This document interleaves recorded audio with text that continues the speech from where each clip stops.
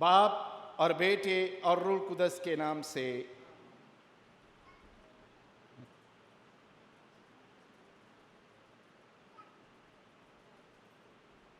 जिसने हमको नए अहद के खादम होने के लायक भी ठहराया है, हरफ के खादम नहीं बल्कि रूह के, क्योंकि हरफ मार डालता है मगर रूह जिंदा करती है। मेरे अजीज भाई और बहनों, पौलुस रसूल का ये बयान कि हम हरफ के खादम नहीं बल्कि रूह के खादम हैं, ये वो सुनहरी आयत है जो दूसरे ग्रंथियों में है। और जब मैं ऑर्डेन किया गया, काहिन बना, फादर बना, तो पहली पाक मास के लिए कोई आयत दी जाती है कि आप कलाम मुकद्दस में से कोई ऐसी आयत चुने जो आपकी ज़िंदगी को और आपके साथ साथ चलती जाए और आप उसके मुताबिक अपनी हयाती गुजारें। तो मैंने सेमिनरी के दौरान अपनी ऑर्डिनेशन से पहले ही इस आयत को चुना था कि हम हरफ के खादम नहीं बल्कि रूह के खादम हैं। और आज यही अल्फाज एक बार फिर जब मैं पहली तलावत सुन रहा था, कलाम पर गौर कर रहा था, तो एकदम मुझे याद आया, ये तो वही आयत है जो मैंने कई साल पहले, तकरीबन 30 साल लगा लो, 30 साल पहले ये आयत मैंने चुनी थी अपने लिए। और आज इस आयत पर फिर थोड़ा सा ध्यान देने के लिए हम सब इकट्ठे हुए हैं और इस आयत को समझने के लिए हम आए हैं। जो बात ना समझ आए उसको पूछें ताकि मैं वजाहत के साथ आप इसके सामने इसको बयान कर सकूं, ताकि आप लोग इससे अच्छी तरह वाकिफ हो सके ये क्यों कहा गया है कि हम हरफ के खादम नहीं बल्कि रूह के खादम हैं। और पौलुस रसूल ने आज ये क्यों हम सब से कहा है कि हमें हरफ के खादम बनना नहीं ज़्यादा बल्कि रूह के खादम ज़्यादा बनना है। पहली बात ये कि हरफ के खादम से मुराद क्या है, हरफ से क्या मुराद है, हरफ से क्या मुराद है?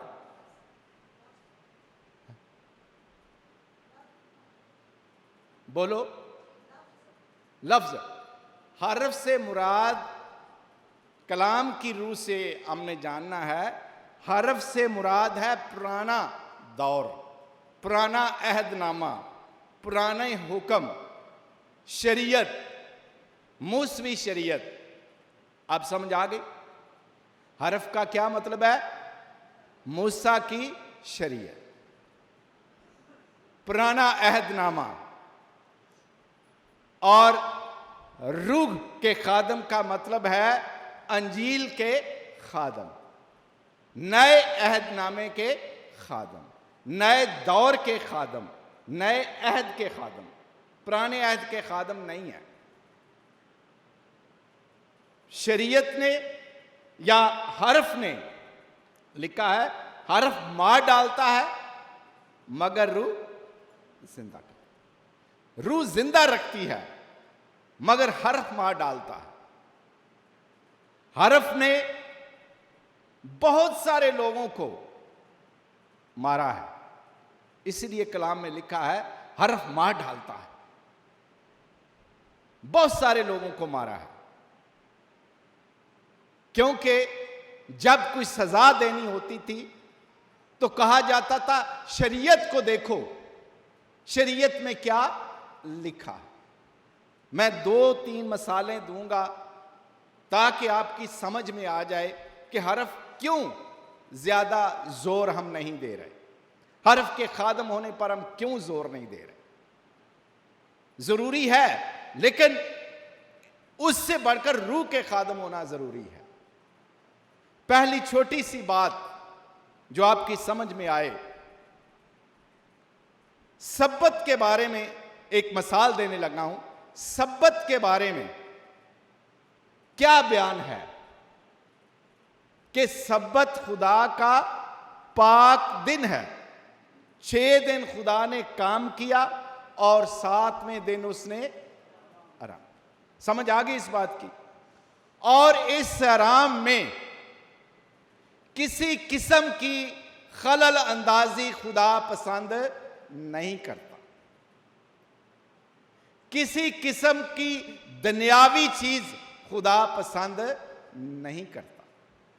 खुदा चाहता है, और इसीलिए उसने हुक्म सादर किया है पुराने अहदनामे में कि सब्बत के दिन कोई काम ना किया जाए, कोई काम ना किया जाए, क्योंकि लिखा है जो इस दिन काम करेगा उसकी सजा मौत है। इसके बारे में अगर आपने देखना हो तो बहुत कुछ लिखा गया है। अगर आप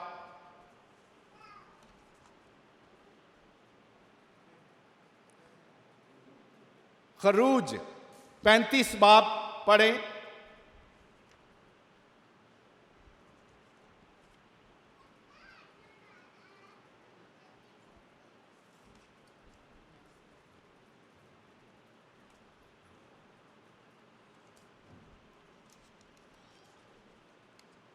जरा गौर से सुनना।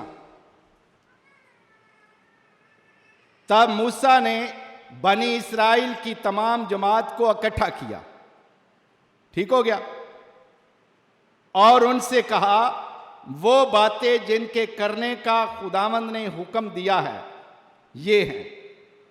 6 दिन तू अपना काम काज कर, 7वां दिन तुम्हारे लिए मुकद्दस होगा, खुदावंद के लिए आराम का सब्बत। जो कोई उसमें कुछ काम करेगा कत्ल किया जाएगा। तुम अपने सब मकानों में सब्बत के दिन आग मत जलाओ। यह है हरफ जिसका जिक्र पौलुस रसूल ने किया है कि हरफ क्या कहता है, शरीयत क्या कहती है। जो कोई उसमें कुछ काम करेगा कत्ल किया जाएगा। हम लोग बहुत कहते हैं ना सब्बत, ये आज सब्बत है। बहुत सारे हमारे पास्टर्स सब्बत पर बहुत जोर देते हैं, सब्बत की तबलीग करते हैं, हमें सबक सिखाते हैं, हमें तालीम देते हैं कि सब्बत को मानो। लेकिन सब्बत की सख्ती को नहीं समझते कि सब्बत की सख्ती क्या है। पहले नंबर पर जो कोई उस दिन कोई काम करेगा कत्ल किया जाएगा। यह यहूदियों में होता रहा है और होता रहेगा, क्योंकि यहूदी आज भी शरीयत को उसी तरह से मान रहे हैं जिस तरह पहले दौरों में मानते थे। वो सब्बत को पाक रखते हैं। हम सब्बत को कैसे पाक रखते हैं? हम में भी बहुत सारे लोग, बहुत सारे पास्टर्स आज भी इस बात पर जोर देते हैं और इतवार की इबादत की बजाय हफ्ते की इबादत पर जोर देते हैं और सब्बत की इबादत पर जोर देते हैं। माना कि वो सब्बत को मानते हैं, लेकिन उस सब्बत के बारे में जिसको वो मानते हैं वो सब्बत पुराने अहदनामे की है, वो शरीयत के तहत है।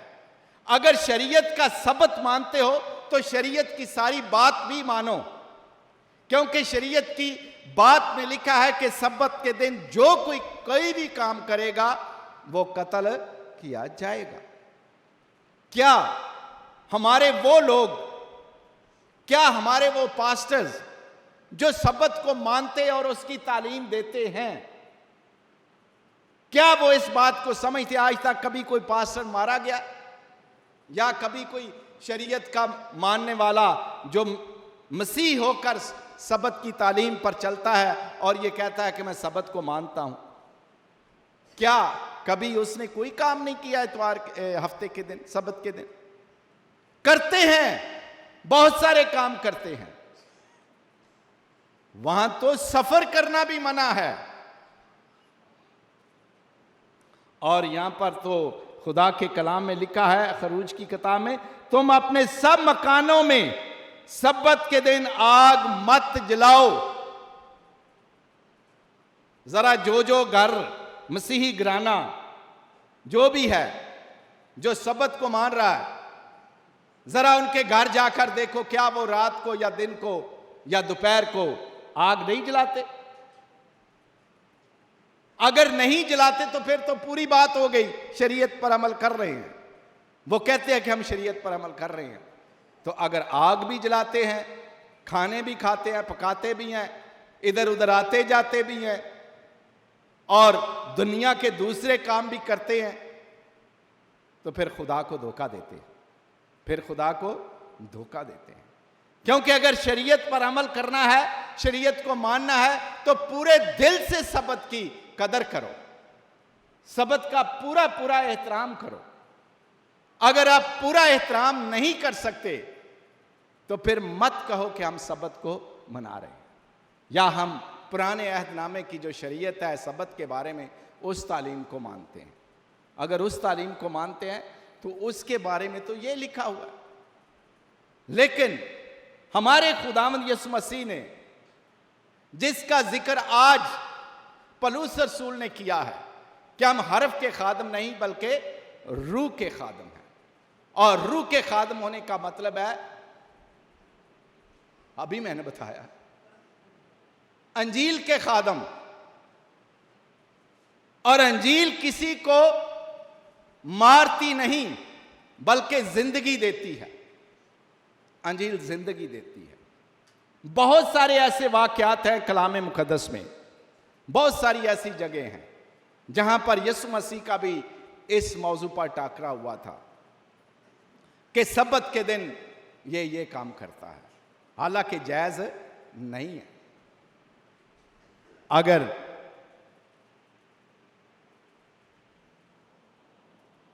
मत्ती 12 बाब को पढ़ा जाए तो जरा गौर से सुनना। मत्ती की अंजील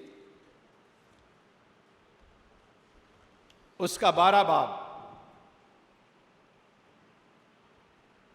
उस वक्त यीशु सब्बत के दिन खेतों में जा रहा था और उसके शागिर्द भूखे थे और वो बालियां तोड़ तोड़ कर खाने लगे। तब फरीसियों ने देखकर उससे कहा, देख तेरे शागिर्द वो काम करते हैं जो सब्बत के दिन करना रवा नहीं। हालांकि क्या कर रहे हैं? कोई गुनाह तो नहीं कर रहे, शरीयत के मुताबिक वो गुनाह कर रहे हैं, क्योंकि दस्तूर ये है कि कोई ऐसा काम नहीं करना। लेकिन वो क्या कर रहे हैं? खेतों में से जा रहे हैं और बालियां पता किसे कहते हैं? और सिट्टे भुट्टे जिन्होंने कही खांदे जा रहे हैं। कदी कदी सानू भी झस पैंदा, जाइए तो खाई देने राह च जांदे जब भुट्टे खांदे जाए, छपदे जाइए। वो भूखे थे। भूख ज्यादा जरूरी है या वो ज्यादा जरूरी है? भूख ज्यादा जरूरी। बंदा मर रहा हो, पानी की प्यास लगी हो, मैं मिसाल देने लगा, सांस के साथ सांस नहीं मिल रहा और सब्बत है, तो क्या आप करेंगे? पानी पिएंगे कि या नहीं पिएंगे? आप पानी पिएंगे, आप पानी पिएंगे, क्योंकि अगर पानी आप नहीं पीते तो आप मर जाएंगे, आप मर जाएंगे। जंगल में ऐसा हो, घर में ऐसा हो, कहीं भी ऐसा हो, जब प्यास लगी है तो खुदावंद का कलाम जिसकी हम आज बिशारत दे रहे हैं रूह के खादम होने की, तो रूह का कलाम यह कहता है कि पानी दो। और इसका जवाब जब फकी और फरीसियों ने किया यीशु के साथ, कि तेरे शागिर्द क्यों ऐसा काम कर रहे हैं। तो यीशु मसीह ने उन्हीं के कलाम में से, उन्हीं की शरीयत में से एक हवाला दिया, जरा गौर से सुने। यीशु ने उनसे कहा, क्या तुमने वो नहीं पढ़ा?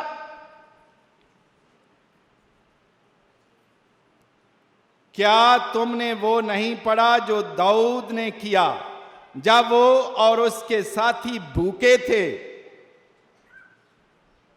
वो क्यों कर खुदा के घर में गया और नजर की रोटियां खाई, जिनका खाना उसको और उसके साथियों को रवा ना था, क्योंकि ये रोटी सिर्फ कहनों के लिए थी। ये सिर्फ कहन खा सकते थे, लेकिन उसने क्यों खाई? क्योंकि वो भूखे थे। तो यीशु मसीह ने वो सवाल जवाब दे दिया उनको कि ये देखो क्या है, इसकी तरफ जरा ध्यान दो।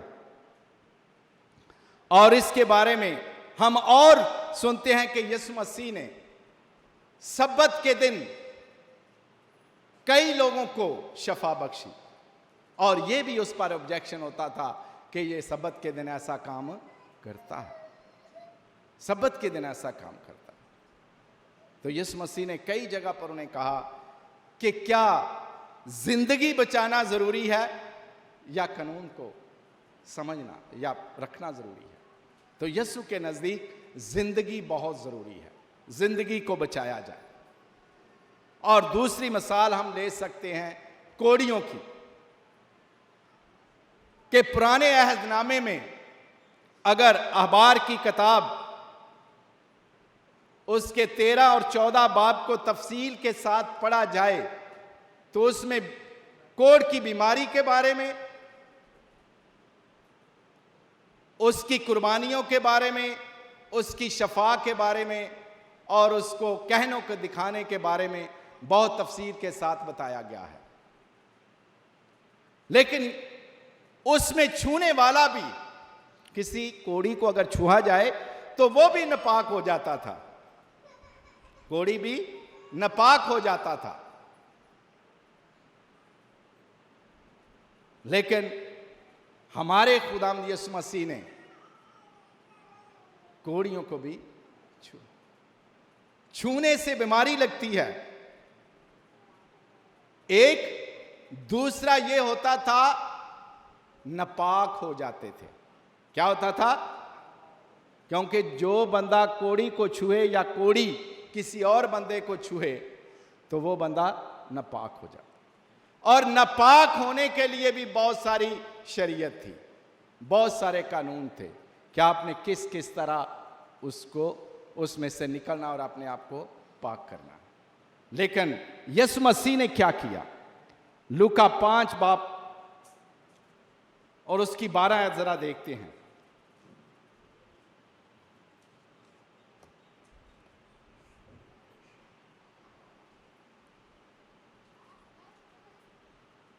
लिखा है, और एक कोढ़ी यीशु को देखकर मुंह के बल गिरा और उसकी मिन्नत करके कहने लगा, ऐ खुदावन, अगर तू चाहे तो मुझे पाक साफ कर सकता है।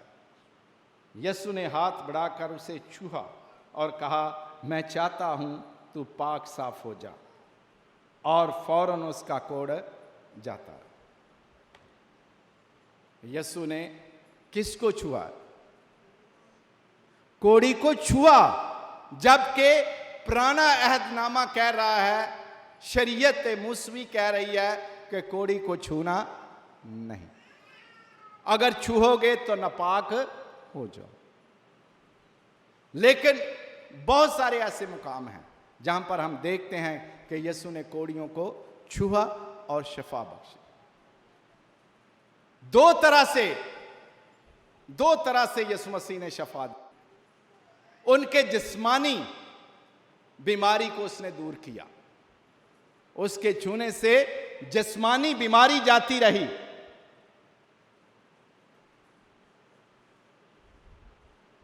उनका जिस्म सर से लेकर पांव तक कोढ़ से भरा हुआ था, यीशु ने छुआ, उसकी जिस्मानी बीमारियों को शफा दी, सालम किया, सही किया, पूरा किया। जो अज़ा खत्म होते जा रहे थे उनको दोबारा वापस लाया। और उसके बाद दूसरी बात यीशु मसीह ने यह की कि वो नापाक थे, उनको पाक किया। उनको क्या किया? पाक किया। नापाक होने की वजह से वो मुआशरे में नहीं रह सकते थे, नापाक होने की वजह से वो अपने घर में नहीं रह सकते थे, अपने बहन भाइयों के साथ नहीं रह सकते थे। नापाक होने की वजह से वो हैकल में और सिनेगॉग में नहीं जा सकते थे, अपने इबादत खानों में नहीं जा सकते थे। वो अपने मोहल्ले से या अपनी बस्ती से बहुत दूर उन्हें रखा जाता था नापाक होने की वजह से। और उनके मुंह पर एक ही लफ्ज होता था जब वो कहीं से गुजरते थे। क्या लफ्ज कहते होते थे? नापाक, नापाक, नापाक। और कईयों के पांव में घुंघरू बांध दिए जाते थे ताकि जब वो चले तो उन घुंघरुओं की आवाज आए और पता चल जाए कि कोई कोड़ी आ रहा। पहले से बता देते थे वो कि हम नापाक हैं, हम कोड़ी। लेकिन जब यीशु के पास आए तो दूर खड़े होकर एक ही लफ्ज कहा। क्या लफ्ज कह रहे हैं? ऐ खुदावंद, अगर तू चाहे तो मुझे पाक साफ कर सकता। पाक साफ, पहले पाक कर, मैं नापाक हूं, गुनाह में गिना जाता हूं, मेरे गुनाहों को मुआफ कर, मेरी तकसीरों को मुआफ कर, मेरी खताओं को मुआफ कर। खुदावंद उससे पाक करते हैं। ये ताकत उसने देखी कि यीशु मसीह में सिर्फ ताकत है कि वो मुझे पाक कर सकता है, और दूसरी वो साफ कर सकता है। साफ क्यों कर सकता है? कि उनके जख्मों से रिस भी निकलती थी, पीप निकलती थी, खून निकलता था, और वो कहते थे कि तू मुझे पाक और साफ कर सकता, मुझे पाक और साफ कर सकता। ये है उसका बड़ा मिन्नत, बड़ी दरख्वास्त जो उसने की। और आज हम देखते हैं कि यीशु मसीह ने बगैर किसी शरीयत की बात को सामने रखते हुए, क्योंकि लिखा है इब्ने आदम सब्बत का भी मालिक है, तो इब्ने आदम शरीयत का भी मालिक है। सारी शरीयतें उसी में पूरी होती हैं, क्योंकि उसने कहा कि मैं शरीयत को मिटाने नहीं बल्कि पूरा करने आया। वो इंसान को कामल शफा देने के साथ साथ उसे उसके गुनाहों से भी निजात देने आया, निजात देने आया। और रूह के खादम का यही मकसद होता है कि वो शफाएं भी दे, दुआएं भी करे, लोगों की हर ज़रूरत पर तवज्जो भी दे, पूरी करने की कोशिश भी करे, और उसके बाद उनकी रूहों का भी ख्याल रखे। तो आज हम यीशु मसीह के शागिर्द होते हुए, अंजील के खादम होते हुए जिंदगियों पर ज़्यादा जोर दें, जिंदगियों पर ज़्यादा जोर दें। क्योंकि बहुत सारे लोग शरीयत, ठीक है शरीयत की किताब में बहुत कुछ लिखा है, अगर तो वो इनको कहते हैं कि शरीयत पर अमल करना है, लिखा है कलाम में, लिखा है कलाम में, लिखा है, तो कलाम में तो बहुत कुछ लिखा है। आप सिर्फ इतना लफ्ज़ ले लें, ना ले लें कि ये हम सबत को मानते हैं या सबत का दिन इसको हम मानेंगे, हफ्ते को हम इबादत करेंगे, तो हफ्ते को इबादत करें, तो इसके साथ साथ दूसरे काम भी तो करें जो सबत के बारे में लिखे हैं, सबत के बारे में लिखे हैं वो भी करें। लेकिन जब हम नहीं करते तो फिर हम खुदा को धोखा देते हैं। तो आए हम सब अपने सरों को झुकाएं, खुदा से दुआ करें, मिन्नत करें कि खुदा हमें रहम के खादम, हमदर्दी के खादम, सुलह के खादम, रास्तबाजी की तरफ ले जाने और जाने के खादम बनाए, ताकि हम अपनी जिंदगी ज़्यादा रूह में गुजारें, क्योंकि खुदा का कलाम और हमारी ज़िंदगी इसी से मिलती है अगर हम उसके कलाम के मुताबिक रूह में ज़िंदगी बसर करते हैं। अगर हमारी प्रस्तश रूह के बगैर है तो हमारी इबादत सच्ची नहीं है, क्योंकि लिखा है खुदा के कलाम में, क्योंकि मेरे लोग रूह और सच्चाई से इबादत करेंगे, प्रस्तश करेंगे। तो जब हम रूह और सच्चाई को अपने अंदर नहीं लाते, अपनी ज़िंदगी का हिस्सा नहीं बनाते, तो हम रूह के खादम भी नहीं बन सकते। रूह का खादम बहुत मुश्किल है आज के दौर में बनना। हम इसका प्रचार करना आसान समझते हैं, लेकिन रूह के खादम होने के लिए, बनने के लिए बहुत सारी कुर्बानी देनी पड़ती है, बहुत सारी कुर्बानी देनी पड़ती है। लेकिन हम उन कुर्बानियों को देना गुवारा नहीं करते, हमसे दी नहीं जाती, क्योंकि उसके तकाजे बड़े हैं। रूह के खादम अपनी ज़ात से निकलकर दूसरों तक पहुंचते हैं, अपनी ज़ात को तोड़कर दूसरों की ज़ात को बहाल करने की तरफ चलते हैं। तो ये है रूह के खादमों का किरदार। अगर हम रूह के खादम बनना चाहते हैं तो सबसे पहले अपने अंदर हमदर्दी पैदा करें, सबसे पहले अपने अंदर फ़िक्र पैदा करें दूसरों के लिए, सबसे पहले अपनी ज़िंदगी को रूह के साथ गुजारने के साथ साथ रूह के साथ जो लोग ज़िंदगी गुजारना चाहते हैं उनकी रहनुमाई करें, उनकी रहनुमाई करें।